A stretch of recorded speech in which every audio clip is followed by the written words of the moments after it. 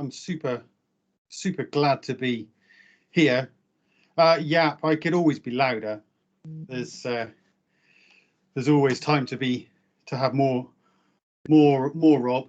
So hopefully you're in the right place and you're coming to see Jupyter Notebooks, PowerShell, and Excel automation. So this is me. My name is Rob Sewell. I'm a consultant. I just help people do things. And here I am. Hello. It's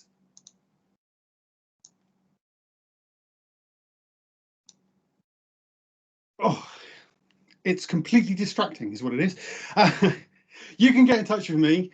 It's SQL DBA with Beard on Twitter. So that's just with Beard. There's no A involved there. I am lucky enough to be a dual MVP. So I am a data platform MVP, but also a cloud and data center manager MVP, because I work in two places, both in the data world with SQL Server, with Azure Data, and also in the PowerShell world. One of the organizers of the PowerShell conference in Europe. I also am struggling with, there we go. So this is me. It's a weird world we live in at the moment. So we spend a lot of time working from home, and I figured people might like to see what does it look like when you're working from home. And for me, it looks like this. I've got a standing desk, I'm very lucky, and some monitors, and quite often a pussycat on my desk. So one or more of them will undoubtedly come in and say hello. You can always ask me questions. Please feel free to interrupt me, throw it in the chat. I've got the chat open and we can see what's going on. If you want to get in touch with me later, SQL DBA with Beard, that is my Twitter handle. That's the best place to find me. And all of my slides are at beard.media/presentations, and demo notebooks. We will learn more about those in this session. You can find at beard.media/notebooks with a capital N, because when I try and recreate it with a small n, it fails. So, pop quiz. Where is most data used? Which application do your organization most use data in? Throw an answer in the chat. Let's see who can get it right. Marketing of the people, certainly. Excel, Yap is right. It's Excel. Without doubt, as a DBA who works with data and databases, when I say, here is some data, the response I get is, can you put it in Excel? According to Microsoft, more than 1.2 billion people use Microsoft Office. So 16% of the world's population are using Excel. It's crazy, crazy numbers. I've been using Excel for a long time. I've been using it to collect agent job history with PowerShell and color coding Excel many years ago. And what I used to do was get a COM object and then manipulate it. Meant I had to have Office on the machine that was running these scripts. It was a lot of fun. We did a lot of good stuff, but it had its difficulties. So on behalf of everybody who's ever had to work with Excel and use comma objects, we say thanks to Doug Fink for creating the module Import Excel, because Import Excel has turned that pain into something beautiful and gorgeous. But the other part of this presentation is about notebooks. Yes, capital N, my friend. Who was that? Salam. Yes, you need to use a capital N in notebooks because short L's are hard, apparently. So we're going to talk about notebooks as well. And they're Jupyter notebooks. This is Jupyter. This is the south pole of Jupiter, taken on a flyby by Juno. But we're not going to talk about that Jupiter. In fact, what's a Jupyter notebook? Well, it started off with Terry. This one's Terry, and this one's Simon. And they are data scientists, and they're the first people who used Jupyter notebooks. They do things with Spark and Python and R, and they create models and predictions, and I have no idea what they do. It's amazing. So that's wonderful, but how does that help me? I'm a DBA. I do a lot of work, sysadmin type work. What good is a Jupyter notebook for me? Well, let's make it, thank you, let's make it easy. A Jupyter notebook is a document that can contain text, executable code, images, and the query results. Super, super cool.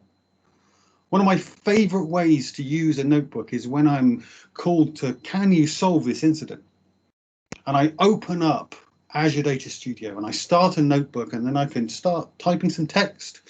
Yeah, I'm looking at this problem. And then I can run some queries in PowerShell or in SQL. And I can get those results, and I look at the results, and I keep saving them. And then at the end, I have a notebook that I can save and I can share with people that shows the code that I ran and the results that I got. Super, super good. So you mentioned Azure Data Studio, Rob. What's that? Well, it's a cross-platform environment for data professionals. So it enables you to communicate with all Microsoft data platform, both in Azure and on-prem. You can also connect to Postgres, and maybe some other ones will come soon. You can run it on Windows, on Linux, on Mac. It's amazing. Yeah, I see what you're saying. It looks just like Visual Studio Code. So Visual Studio Code's on this side and Azure Data Studio's on that side, or maybe it's the other way around. And the reason they look the same is because they're based on the same code. So Azure Data Studio is built from today's code base of Visual Studio Code. And there are some differences. In Azure Data Studio, you don't get the debug experience that you get in Visual Studio Code. That bit been taken away. And what's been added basically is pretty colors. Now I can say that I'm a data person, but the overlays that you get in Azure Data Studio enable you to interact and visualize what's happening with your data platform products, normally with a lot of color. So it's just a little joke. Everything comes with a little bit more color in Azure Data Studio. So we've talked about Azure Data Studio. We've talked about Jupyter Notebooks very, very briefly. Probably time that we had a demo. But I expect you're wondering, how did I do this? So there's a link there that'll show you how you can do it yourself. It just takes a little bit of PowerShell, PowerPoint, and I use Streamlabs OBS to do my streaming. And that is exactly what we're seeing here. So what I'm going to do is I am going to change my scene. And that. And we will do a presentation with 2 cameras so you can see what's going on. Now, if it gets a bit funny in the stream, then let me know and we'll flip and I'll do a screen share. So let's get rid of PowerPoint and look at a notebook. This is our notebook. It's just a file. This notebook is shared in the presentations folder for this event. So if you go and find that on GitHub, you can follow along as well if you have a SQL server running on localhost. As you can see up at the top, we've got a block of text, which we can edit. It's just some markdown. So before we go and look at import Excel module, I'm going to show you my second most favorite thing about notebooks. In Visual Studio Code and in Azure Data Studio, you press Control Shift and P, and that brings up the command palette, and that's how you can interact with Visual Studio Code or Azure Data Studio. And we'll type notebook, and as we see, the results filter and the most recent ones come to the top, and we'll hit new notebook. When we get a new notebook, one thing we can do is we can add a text block. Now you are going to have this as your default view. I like the split screen markdown. So what I'm going to do is I'm going to flip it to this, and I'm going to do something cool. So I'm going to go Shift, Windows and S, and then I'm going to do that. Now imagine I'm just doing some work. I'm investigating an issue, and I've got my notebook open and I want to take a screenshot. I take a screenshot and I paste it. Holy moly, look at that. Straight out of what's on my screen right now, I can just paste it straight into my notebook, and then we've got it. This works with copying out of a OneNote, out of Excel, out of off a web page, Word, all of these things. You can just copy, paste, throw them straight in here. These two things are the reason why when people say, why do you say we should use Azure Data Studio when I've already got Visual Studio Code? This is why we should do it. Because this capability, this rich text view, enabling you just to paste stuff in, definitely the benefit. So anybody got any quick questions about Jupyter notebooks and what we can do with them? If not, we will go on and look at import Excel. It's looking quiet. Okay. So I remember I said we had some additional functionality in Azure Data Studio. So the thing that probably will get you first when you start using Visual Studio, when you start using Azure Data Studio, but you've been using Visual Studio Code, is that your file explorer has moved down here. Because the topmost thing for Azure Data Studio is, of course, data. And these are our connections. And what we can see here is that I've got a machine called Bid Desktop. It's the one I'm doing this demonstration on. And I've got a SQL instance, the default SQL instance, and it's up and running. And I've got a connection. That's what the green spot means. This is my notebook. This is where I can show what is happening. So we can write some PowerShell code within our notebook. We can even hide it away so nobody sees what this code is. And to run it, we can either press F5 or we can just hit this play button. Now, if you're writing notebooks, some things to note about this. When you minimize the block, the only, that'll be interesting, the only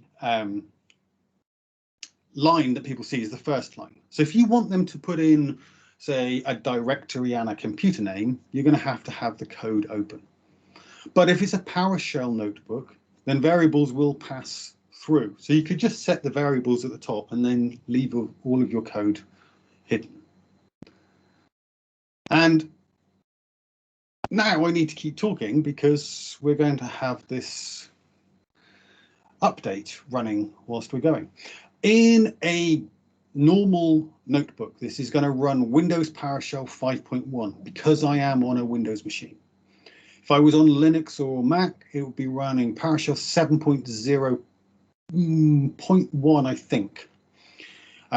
Those are hard-coded variables, because what's happening here is the text we have in our block is being sent to our package. Python is then interpreting it, sending it to PowerShell, running the command, getting the results back, and then displaying them on the screen for us.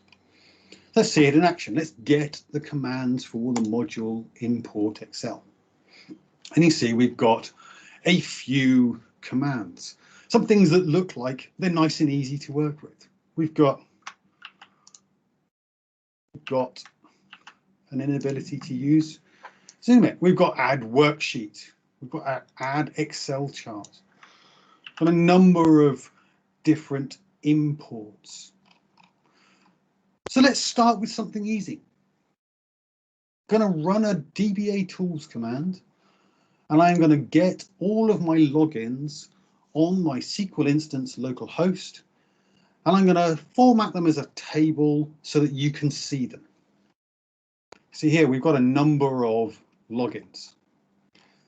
So if I'd been asked by a manager, please can you give me the logins on this instance? I could have run that code, copied and pasted it, sent it to him in an email. There you go. Those are the logins.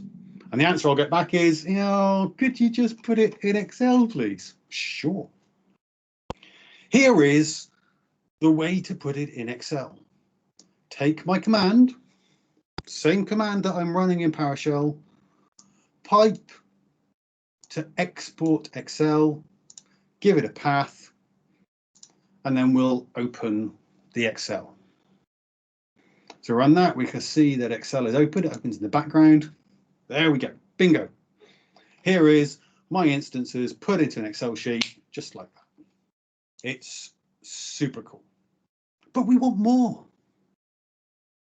Yap says, I don't like having to go into this Excel sheet and format the headers so that I can see the full titles in these columns. Can you make that better?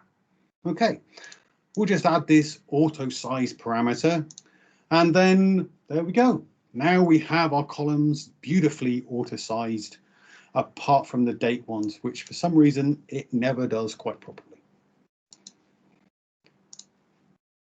Brilliant. But when I have an Excel sheet, what I want to be able to do is use that drop down and do the filter at the top. All we need is this parameter auto filter. We run that, and then bingo. Now I could filter by anything I want to. Maybe I want all of the Windows logins. Do that. Boom. Now I've got my filtering done. It feels a bit like magic. I have got a t-shirt that says, today I will show you PowerShell. It's not magic, but it might appear to be so. So that's good, but now we want to start expanding this. Let's make this even better. Now I'm going to put everything on one line. So I'm going to do my logins, and then I get export Excel to a path, an auto size, an auto filter, and now I'm going to give it a title of the logins. And I'm going to worksheet name of logins, and I'm going to use the show parameter. So before I was doing invoke item just to open up the Excel for us. Now I don't even need to do that. I can just run this one line of code, and now I have, oh look. If we look down at the bottom, I've got my sheet, and here is my logins worksheet. And I know it's the logins worksheet because up at the top, I've got the title that I put in, the logins. So what happened there? That was clever. If you look at this path, temp xls x logins.xls, it's the same as the last workbook that I was using. So export Excel has gone, haha, I'm not going to create you a new file. I'm going to open this file. I'm going to put these results from this command, and I'm going to put them in a worksheet named logins. And there wasn't one, so I'll create a new one. The other thing that we've got in this is once we scroll down in the Excel sheet, which I've now shut, you lose the top column. So we have that freeze panes. So let's, hello Pussycat. So let's enable that. And now we're going to start to look at splatting our commands because it makes it easier for you to see. Otherwise they start running off of the screen. So we're going to pass in the same path. We're going to put our auto size and our auto filter, give it a title, put a worksheet name.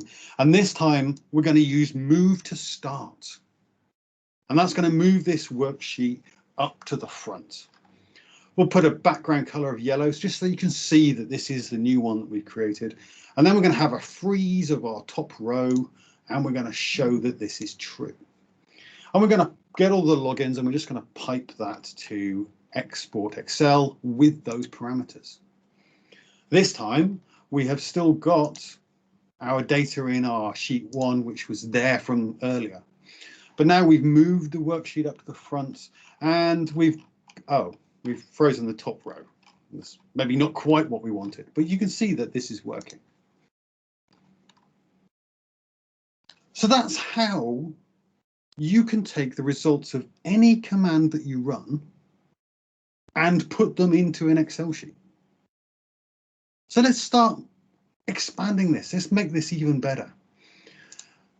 Now we can start doing things like this. We can create a services and we can give it a dynamic title based on a variable. Maybe this time it's just the environment variable computer name.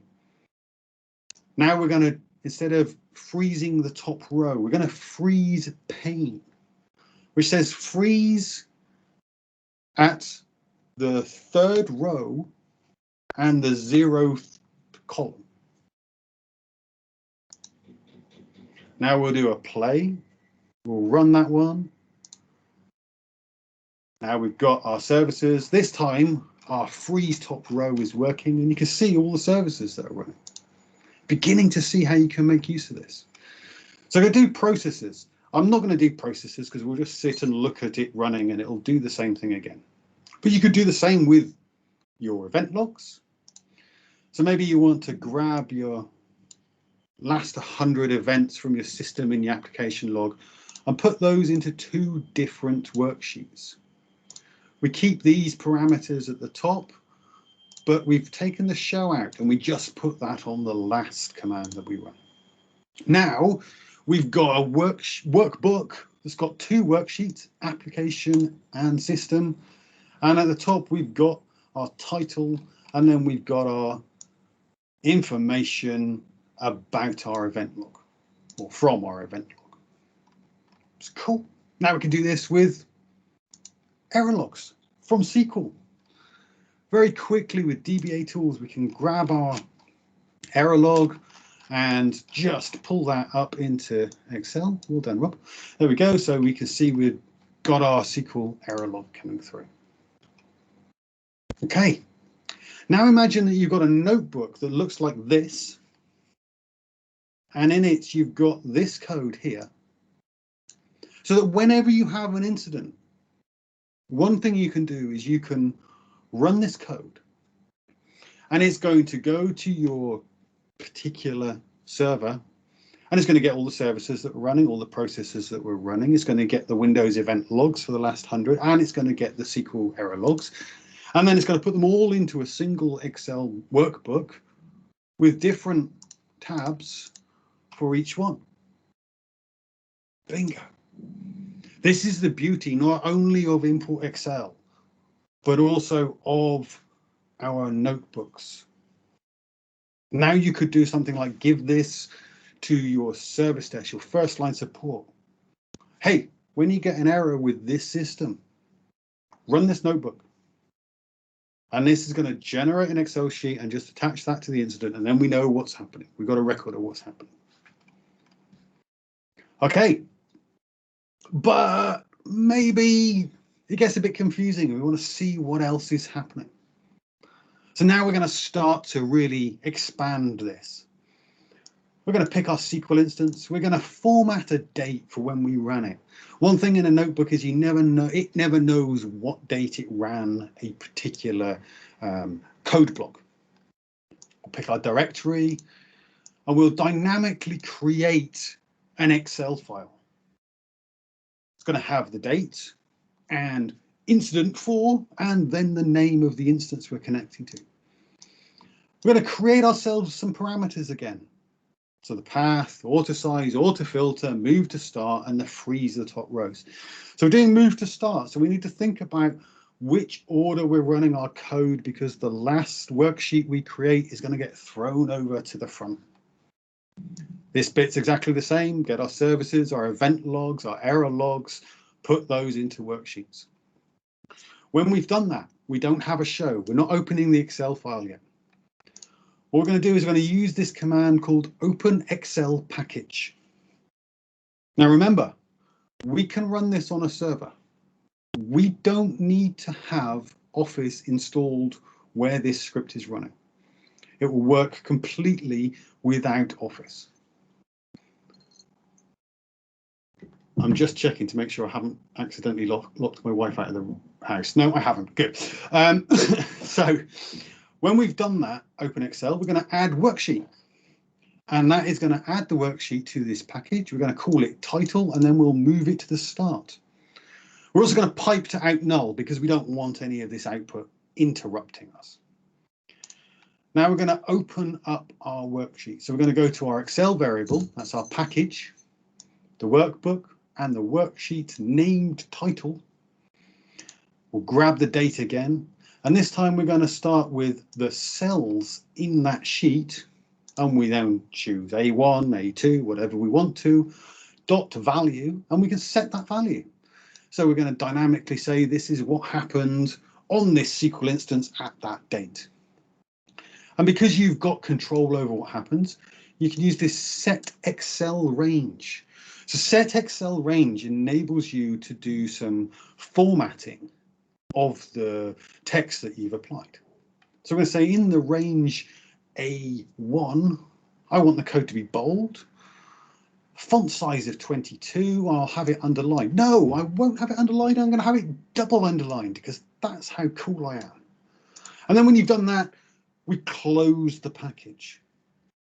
And I like when I'm running code cells to output to the screen, I have finished. Because otherwise people don't realize that they've run the cell, and then maybe they run it again and again and again. So at least if you put some output out, we can see that that is done. So we're going to run this code. So it didn't take any time to run.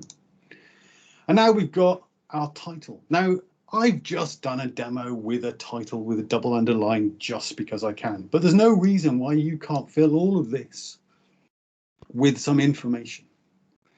And then we've got our error logs, our application logs, processes, services, all the things that we wanted in our Excel sheet. That's cool.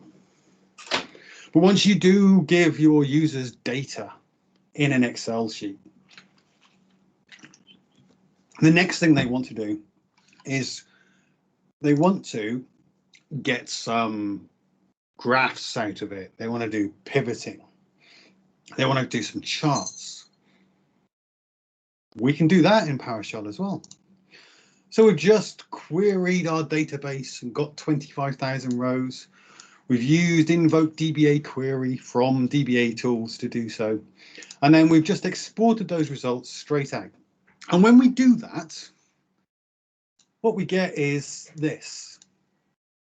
So even though in my query, I selected the name, the date, and the order quantity. So I selected 3 columns. What I got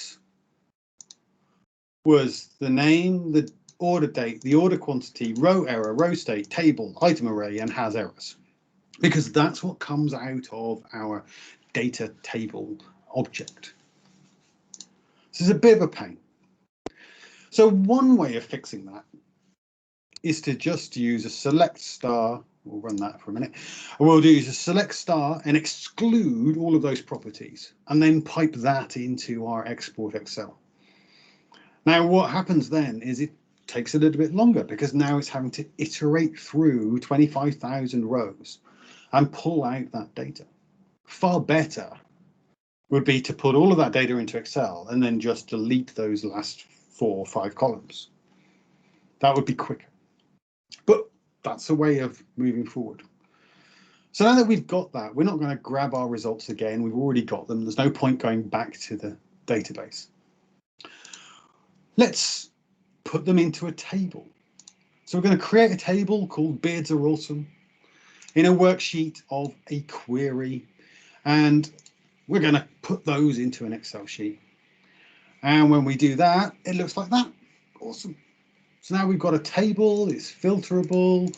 Our users could use that and create graphs if they wanted to. Excellent.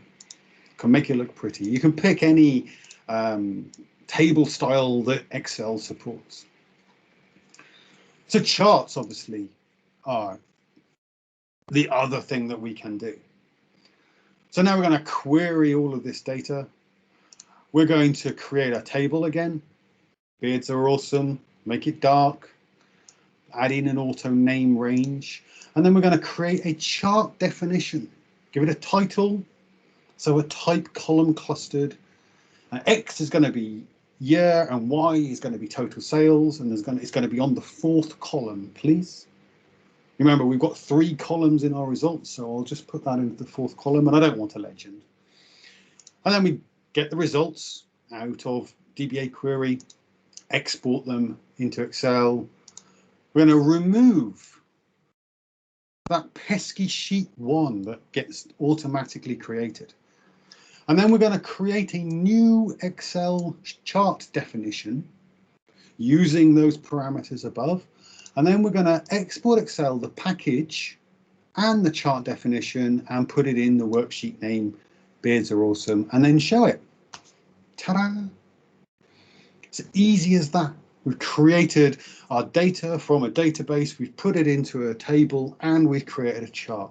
And anytime we want to do that, we can do that. We know how to create a title page, add some text, so we can make this more useful for our users. Okay, maybe we want to have a different chart. How about if we had donuts? Because you know what? I'm a DBA. Here's a little lesson for you. If you would like your DBA to do something, bring them donuts. Oh, we're all working remotely. Okay, you're going to have to order some donuts ahead of time before you ask them. So but anyway, you get the joke. Just to show that you can create charts of any size, any type. When we've just changed our chart type here. I mentioned pivot tables. Many experienced Excel users will use pivot tables to slice and dice the data and display it in various ways. And we're going to run this query. And again, this is just going to show you the effect of adding this select star into your PowerShell. And actually just pass it through and deal with it in the Excel. We're going to create a table again, exactly the same. We're going to add a pass-through parameter. And we're going to add a pivot table. And our pivot tables, when we create them, we need to have, when you click on it, you would say that I want the sum of this column. And I would like the rows to be of this, from this column. And this is how you make that happen. You add in the pivot data with a hash table of the name of the column and your aggregation type. And then you use pivot rows with the column that you wish to pivot by. So we've done that. We've got our results into Export Excel. We've removed our pesky sheet 1. We've created our pivot table, and then we've exported it out and used the show parameter. Now we've got our base query in our table. Here are all the orders out of AdventureWorks. We haven't got rid of the sheet 1, that's annoying. And then we've got our pivot table. And the thing with pivot tables is, you can go down to this date thing and you can, oh, well, that's not so good.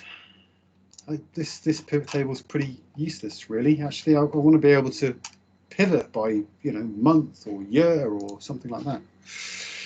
Okay, so what we have to do to get the magic dates is a little bit more work in our pivot table definition.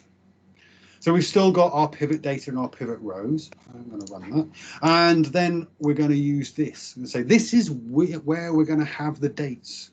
This is our group date row, which is the column order date.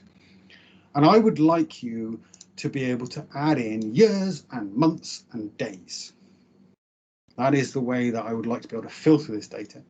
And then we've got our pivot table style is medium. And then the rest of it is exactly the same. Now, when we open up our Excel sheet, we go to bid pivot, and this time over here, you can see years and months and date, which now means that I can click on my data and I can pull it around. And now my users are happy because you know what? They can just do whatever they like. They could, let's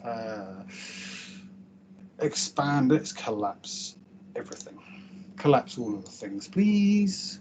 In fact, we'll collapse the entire field. There we go. So now you can just collapse it straight back down. Or maybe we want to expand to months. There we go. Now we can expand those out to months.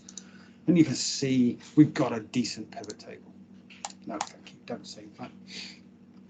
Pivot charts work in exactly the same way. So we create our pivot table in the same way, and then we add in include a pivot chart, please. And then we'll have a beardy chart, and it'll be a column cluster, and I'd like it to be on chart number 6. And that's going to go do the same thing. It's going to grab that data. We've got it stored in a variable, and now it's going to process it all into Excel. Haha. So what have we got? That's a good point to stop. But you get a loading kernel. So I would imagine if you've opened Azure Data Studio for the first time, that when you first open the kernel, when you first open a notebook, it is going to want to install Python. So in your output, you've probably got a notebook tab, which will be saying I'm installing Python, which means it's got to download all of that stuff. So the first time it will take a little moment to, can take as long as your internet connection is to be able to do that. So it depends then, Salam, whether it's a default installation or whether you are using the one that Visual Studio Code, that Azure Data Studio suggests. I would always suggest that you use the one that Azure Data Studio suggests. Let's have a look at this notebook. This Excel sheet.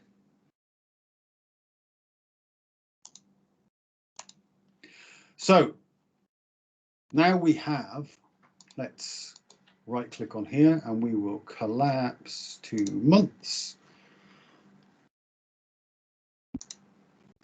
We can fix that. If we go to this one,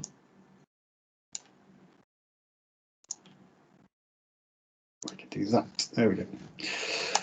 So if we go to this one now, we can collapse our entire field to months. And as we collapse it, oh, Rob's forgotten how to use pivot charts again.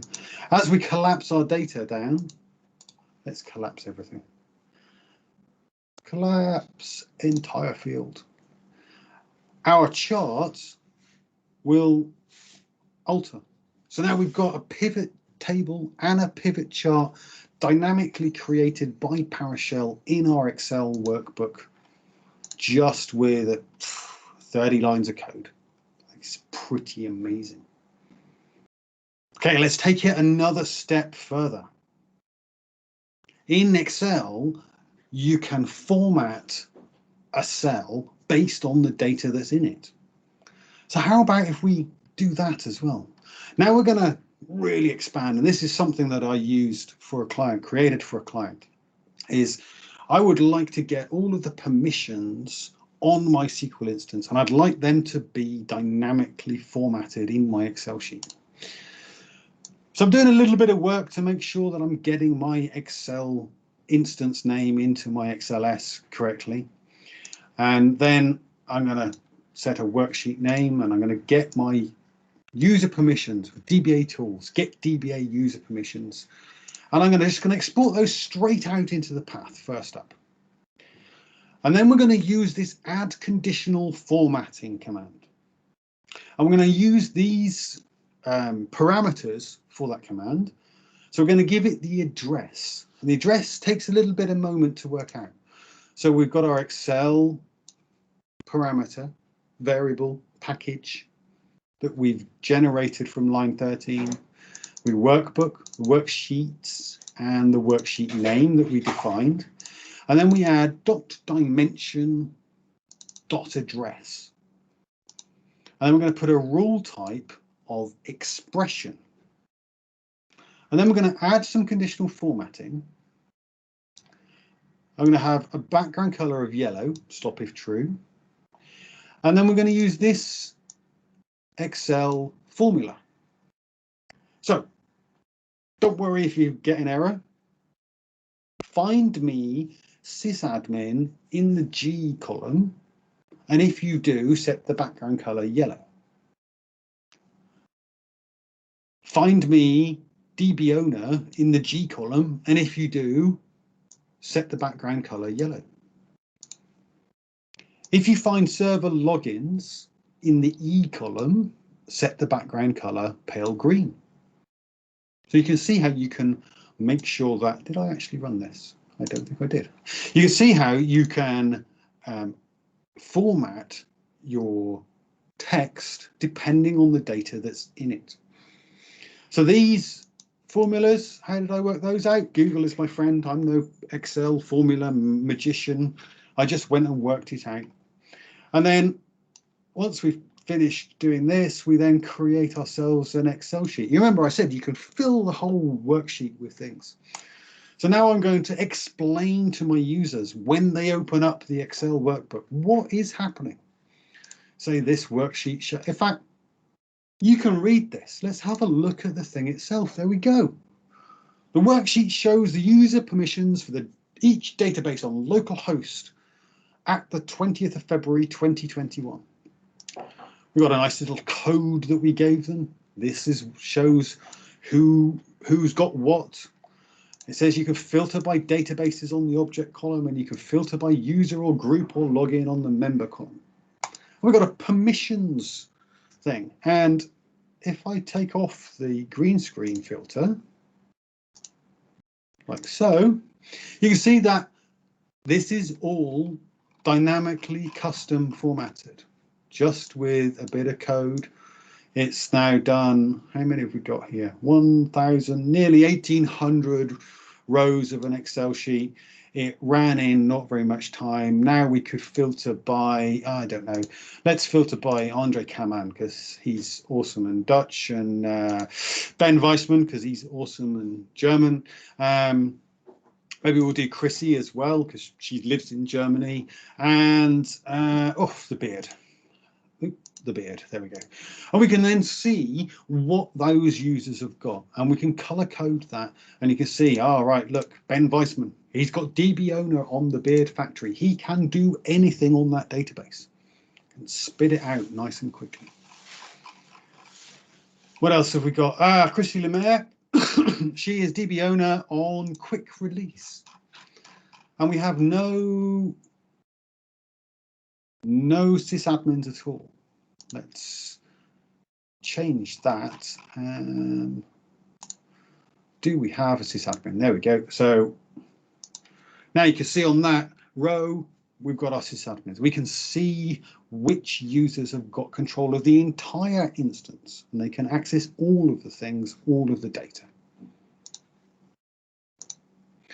So this is how I use Jupyter Notebooks with the import Excel module in PowerShell to enable my users to be able to do things like that without having to even ask me other than, can you create a notebook to do that?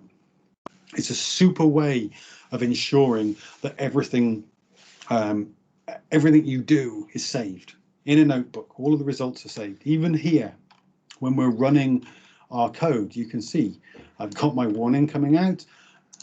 What else have I got up here?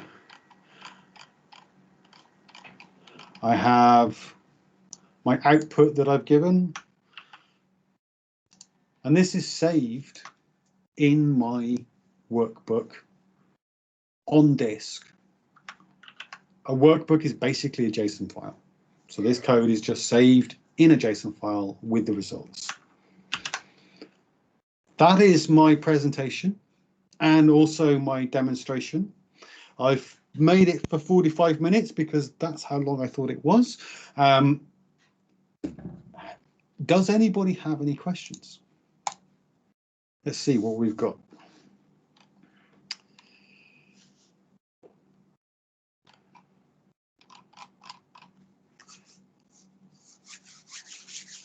Nobody's got questions. Yes. Ah, cool.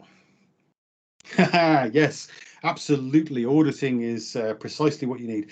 You can find all of the code that I've got very simply. If we open a browser and all you do is type beard.media/presentations, we'll hit enter, and that's going to take you to my GitHub repository. GitHub repository, we know we're in 2021. Well, we probably know we're in 2021. We're at the Global Automation Bootcamp. Here is the slides and this particular notebook that we're using. If you want to see all of the notebooks that I use, we can go to beard.media whilst the kitten comes flying in. We'll do notebooks with capital N and hit enter. And now we're going to get to the notebooks GitHub. And here's another cool thing about notebooks.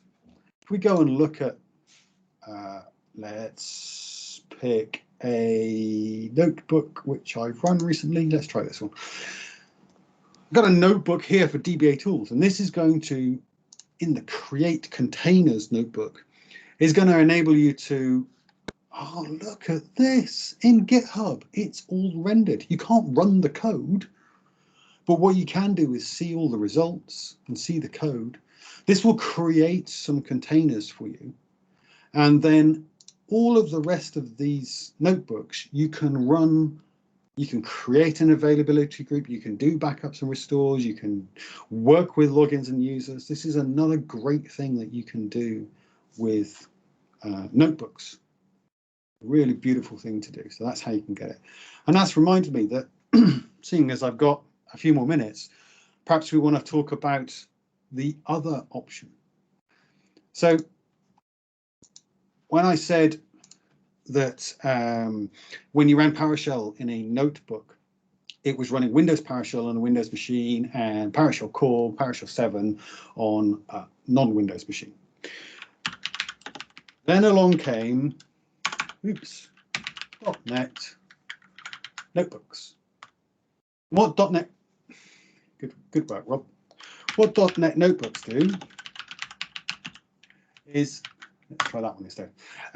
They use the .NET Interactive package, and they allow you to run .NET Core notebooks. And these are going to run PowerShell, C#, F#, HTML, not VB yet, and also not SQL yet, but they're really cool. Now, if you follow the instructions that you can find on Google, it'll take you a few minutes. When you get to Azure Data Studio, you're going to want to run your .NET Interactive notebooks. You'll need to go to Settings, and you'll need to search for kernel. And when you do that, you're going to see this. Show all kernels for the current notebook provider. You tick that, and then when you do that, you're going to click on the kernel. The They fixed one of the bugs. You used to have to change the kernel first before you could get this view. But you're going to get these options. And here are the different languages that you can use. So that's a normal notebook. So are these. So are these. And then here we've got our .NET interactive notebooks. So let's have a look at a .NET interactive notebook. In fact, let's just do Control-Shift and P. We'll do a new notebook. And we will, there we go. So we will change the kernel. I shouldn't have chosen PySpark. It's just a little bug in the way it starts. Come on, change the kernel. Da, da, da. There we go. And then we'll do a .NET PowerShell. And if we just do $ps, but oh look, cool. We've got IntelliSense in here as well. We hit play. You see we're running 7.0.2. And in fact, if I do control single quotes, you'll see that my local version of PowerShell is 7.1.2. So it's a different version. So this is using its own version. And in fact, if you did $ps module path and split that like so, then you're going to see that the places where it gets its modules from start with this funny path here. .NET tools .store Microsoft.NET. Yeah, it's just in a different place. So it's just a self-contained area. And that means that you can run .NET notebooks. And then you can start looking at things you can do in PowerShell. And one of the best things you can do in PowerShell is looks closely for his notebook. .NET notebooks. What I'm looking for is the notebook that is going to show you how you can run two languages or code from two languages. In a normal notebook, you can choose to be running PowerShell or SQL or PySpark or Python or R, and that is what you choose for the notebook. In a .NET notebook, you can do something like this. Got no idea if these files are existing, and it'll take longer than 8 minutes to do it. So we'll see how many files are. We're counting 0 files, but the point is, what I'm doing at the top here is I am starting a stopwatch, and then I'm using this. Okay, don't hate me for my C#, it's rubbish. I just wanted something to demo. We use hash bang C#, and that says next stuff that comes along here, that's C#, please. And we write some rubbish C#, and it writes out the console. I found 0 files, and we'll see how long that took. And then I've got a little function that says which one of these was quicker. So surprisingly, they both did it in no amount of time. So we can see what's happening there. But you can set a variable as well. So you could pass a variable from your environment variables in your C# into your PowerShell. So we've picked up a variable here, the number of files in this directory, and then we've written it out in PowerShell here. Or you can do it the opposite way around. We can get a variable out in PowerShell, and then using our environment variables, we can set it to be used in C#. So a little bonus for you of the beauties of .NET interactive notebooks. I have created a module called ADS Notebook that allows you to convert .NET notebooks into not .NET notebooks and the other way around, and some other automation. Because one thing you can do if you take this and take this and take this just as notebooks is you can end up with a directory full of notebooks for troubleshooting. And then you could run a script to just read those notebooks and generate an index notebook. So you could click on a link and open up a copy of that notebook. saved with the date and the person who was running it, so that they could then use that, save it, pass it through, keep everything in source control. So thank you very much indeed for having me. Has anybody got any questions? Thanks once again, Rob. Lots of new things to take on board there. And so there are some comments to, Zafar saying, do you learn magic? Good job, mate. And Salam is saying, Rob, when I execute your notebook, I get the session for this notebook will start momentarily. Sorry. Yeah, I was answering that one in amongst the session. Those when you first open a notebook, it's the first time you do it. Azure Deck Studio is going to want to install Python or make use of your existing Python.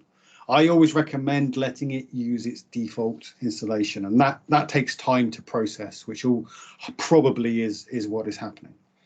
So Edgar's asking, this is awesome. I will really need that code for audit work. I do on the SQL quarterly. Coquelin is saying, wow, that was magic. Great session. Heiko Bren saying, great session. Pranam as well. Edgar's saying, Rob, thank you so much. I was late, so we'll go back and watch your session from the start. There is a question by Moro. He's asking, cat upgrade, awesome stuff. Super clear explanation of something that seems super complex. Thank you. Thank you. You're welcome. Yes, we had we had a cat change rather than an upgrade. They're litter brothers, but Destroy was the ginger one that's gone away, and now we have Seek here is the black one. And so there you go. So Rob, thanks for sharing those links there. That's really, really helpful. And again, a lot of new things to take on board. So thank you for sharing those concepts for the community to be able to start using. Rob, do you have any announcements or anything you want to mention? Last couple of minutes, anything happening? All the things are happening. In the data world, we have a new data community organized by Microsoft. Let me do this. And I can't remember the link off the top of my head, so I'm going to also promote my blog, blog.robsewell.com, and Microsoft values the community. And one of the things that they've done is they've created for Azure Data user groups this thing, aks.ms/data community, and it's a hub is where we start off with coming in, but it enables you to find your Azure Data user group, and that's going to go to a meetup. So there are already 75 groups in 21 countries all around the world, and more will be coming on. It was only announced on Thursday. So this is a really cool way. If you want to learn more about Azure data tech, anything within that world, go and join one of these groups on Meetup and have a look for some sessions that will be of interest to you. I think it's a super resource. Microsoft have put an awful lot of effort into it, and I'm proud to be one of the people that's involved in very slightly in getting it up and running and going. That's fantastic news. Great news there. Right, awesome. And any final things to share, Rob? Oh, I could talk Jupyter notebooks and PowerShell and things for the rest of the day, but then I would have to argue with Yap, and I don't like arguing with Yap because Yap is awesome. Well, Rob, it was a great pleasure. So thank you once again. Thank you very much. So there you have it. That was Rob. So you've got his contact details there. Please, they're the links shared. All the resources are there. So make sure you connect with him on Twitter, LinkedIn, as well as on his GitHub and blog. So that was Rob. Awesome stuff there. Another legend from the community. So we now move on to our next session. And so we have getting started with Azure Functions with PowerShell with Marcus Butterhoff. Marcus, I can see you. Hello. Hi. Hello. Sorry, Marcus, I can hear you, but I cannot see you. So are you able to try and share your screen if possible? I can share my screen. Just a second, hopefully.